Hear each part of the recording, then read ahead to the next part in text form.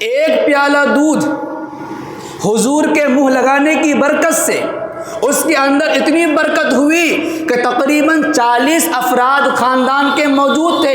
اس پیالے میں سے 40 افراد نے پیٹ بھر کر کے دودھ پیا، چھک کر کے دودھ پیا، اور سب کے سب سیراب ہو گئے، لیکن پیالے کا دودھ ختم نہیں ہوا.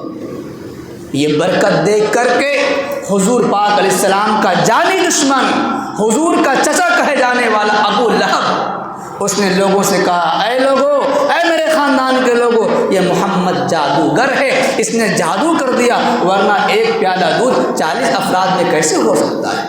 لہٰذا اس کی باتوں میں مت آنا، اٹھو اٹھو اٹھو. اس کا یہ کہنا تھا کہ گھر کے تمام افراد اٹھ کر کے چلے گئے اور حضور کو دعوت دینے کی نوبت نہیں ہے. حضور نے کہا کیا کریں؟ کہا چلو اگلے دن پھر دعوت کرو. اگلے دن پھر دعوت ہوئی، وہی واقعہ پیش آیا، اور پیارے آقا صلی اللہ علیہ وسلم نے آج سب کے سامنے اپنے گھر والوں کو دین کا پیغام دیا اور کہا، اے لوگو، اللہ نے مجھے اللہ کا رسول بنا کر کے بھیجا ہے، اللہ نے مجھے اپنا کلام دے کر کے بھیجا ہے، مجھ پر کتاب نازل ہوتی ہے، اس پر ایمان لے آؤ، اس کی تصدیق کر لو، کامیاب ہو جاؤ گے. لیکن یہ ابو لہب مردود نہ تو خود ایمان قبول کیا اور نہ کسی کو کرنے دیا، سب کو بہکانے لگا. پیارے نبی صلی اللہ علیہ وسلم جس گلی محلے میں جا کر تبلیغ کیا کرتے تھے، ابو لہب آپ کا ایسا جانی دشمن بنا کہ یہاں پر حضور دعوت کے لیے جایا کرتے تھے، یہ پیچھے سے اعلان کیا کرتا تھا، اے لوگو، یہ جادوگر ہے، یہ ایسا شخص ہے جس کے کلام نے، جس کی گفتگو نے، جس کی بات نے خاندانوں میں درار پیدا کر دیا، بھائی کو بھائی کا دشمن بنا دیا، باپ کو بیٹے سے دشمن بنا دیا. لہٰذا اس کی باتوں میں مت آنا، یہ تمہارے بتوں کو برا بھلا کہتے ہیں، تمہارے لات و عزا کو برا بھلا کہتے ہیں، ان کے دامن فریب میں مت آنا.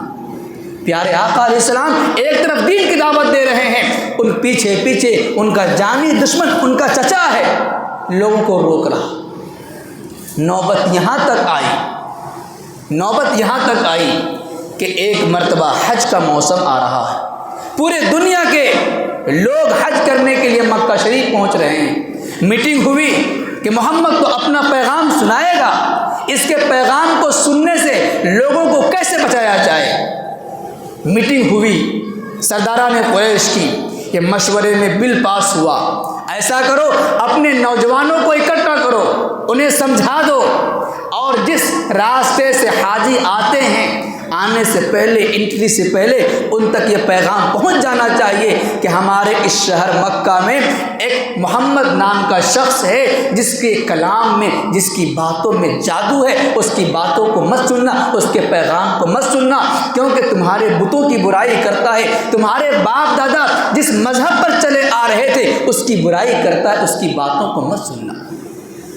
چنانچہ منصوبے کے مطابق جس راستے سے قافلہ آیا کرتا تھا ان تمام قافلوں تک میرے نبی کا نام پہنچا دیا گیا اور میرے نبی کے مشن کو پہنچا دیا گیا.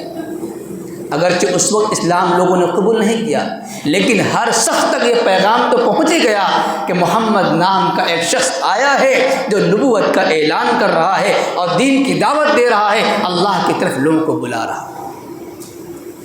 رفتہ رفتہ دھیرے دھیرے جب اور زمانہ بڑھتا گیا، مدینہ شہر میں ایک قبیلہ تھا، اوس اور خزرج، یہ دو قبیلے تھے اور سب سے بڑے قبیلے تھے، بت پرست تھے، کافر تھے، مشرک تھے، اور ان کے ساتھ یہودیوں کا قبیلہ تھا، لیکن یہودی مائنورٹی میں تھے، ان کی آبادی کم تھی اور اوس و خزرج کی تعداد زیادہ تھی. ان کا آپس میں جھگڑا ہوا کرتا تھا. یہودیوں کی کتاب کے اندر، توریت کے اندر آخری نبی کے آنے کی بشارت موجود تھی. وہ فخر کیا کرتے تھے اور دھمکی دیا کرتے تھے، اے مدینہ کے اوس و خزرج کے لوگوں، تم اکثریت میں ہو، تم پاورفل ہو، تمہارے پاس طاقت زیادہ ہے، تم ہمیں ستاتے ہو، ایک آخری نبی آنے والا ہے، اگر اس نبی کو ہم دیکھ لیں اور ایمان قبول کر لیں تو یاد رکھو تمہاری حالت خراب ہو جائے گی. ہم اس آخری نبی کے انتظار میں یہ دھمکی دیا کرتے تھے.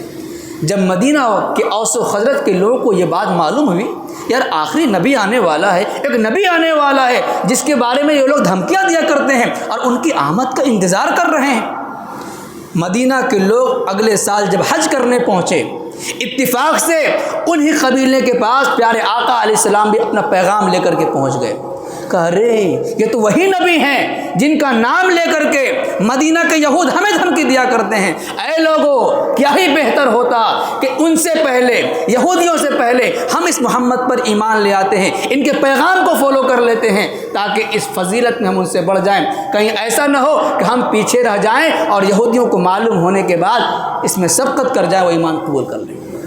چنانچہ مدینہ کے اس وقت تقریباً 7 افراد نے ایمان قبول کیا، پھر 12 افراد قبول کیے، اس کے بعد پھر 70 پلس ایمان قبول کیے، جسے بیعت عقبہ اولیٰ کہا جاتا ہے، بیعت عقبہ ثانیہ کہا جاتا ہے۔ یہ مختصر اجمالی بات ہو گئی کہ مدینہ میں اسلام کا پیغام پہنچ چکا ہے۔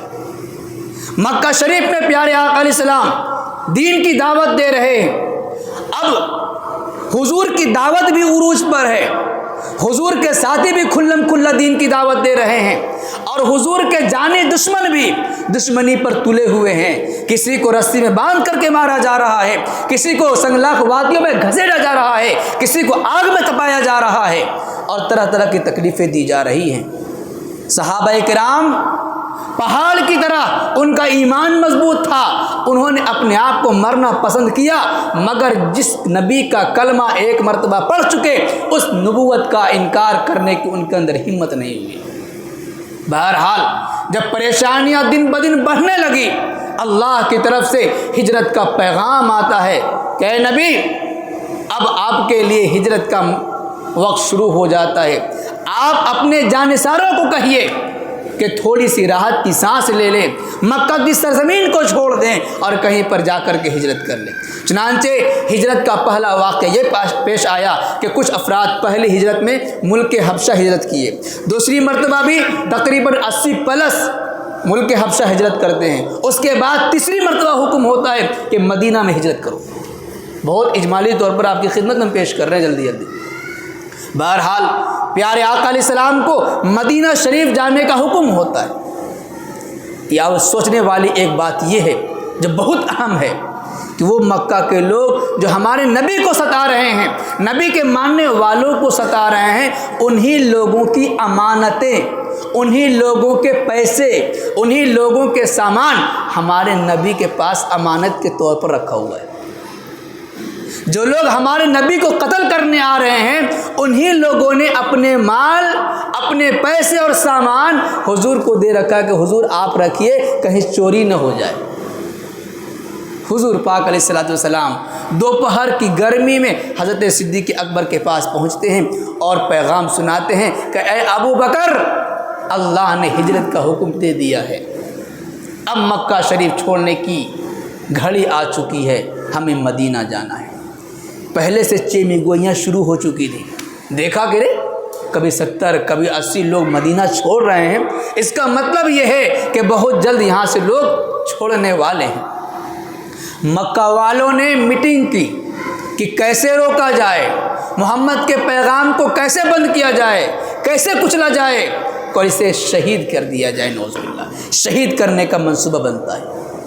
میٹنگ ہوتی ہے، میٹنگ میں بہت ساری باتیں آتی ہیں، آخری جو فیصلہ ہوتا ہے وہ یہ کہ مکہ میں جتنے برادری، خاندان اور قبیلے ہیں، ہر قبیلے خاندان کا ایک نوجوان تیار ہوگا، تمام کے تمام لوگ رات میں محمد کے گھر کا گھیراؤ کر لیں گے، جیسے ہی گھر سے باہر نکلے گا ٹوٹ پڑیں گے اور قتل کر دیں گے۔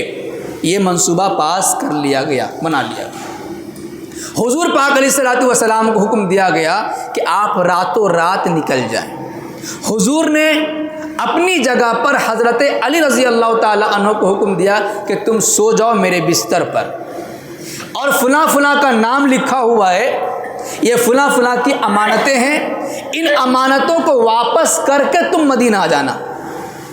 ذرا دیکھیے، جو لوگ قتل کرنے آ رہے ہیں انہی کا سامان چاہتے تو حضور کہتے بھائی جب یہ ہمارے جانی دشمن ہو گئے ہیں تو ہم ان کے سامان کیوں واپس کریں، یہ تو دارالحرب ہو گیا. حضور چاہتے تو لے کر چلے جاتے، مگر کہا نہیں، ان سامان کو واپس کرنا، اس کے بعد واپس آنا. صبح ہوتے پیارے آقا علیہ السلام کو ایک دعا سکھائی گئی، رب ادخلنی مدخل صدق واخرجنی مخرج صدق واجعل لی من لدنک سلطانا نصیرا. اس آیت کریمہ کو پڑھا، سورہ یاسین کو پڑھا اور سورتوں کو پڑھا، اور اطمینان سے سب کے سامنے حضور نکل گئے، ان کو پتہ بھی نہیں لگا.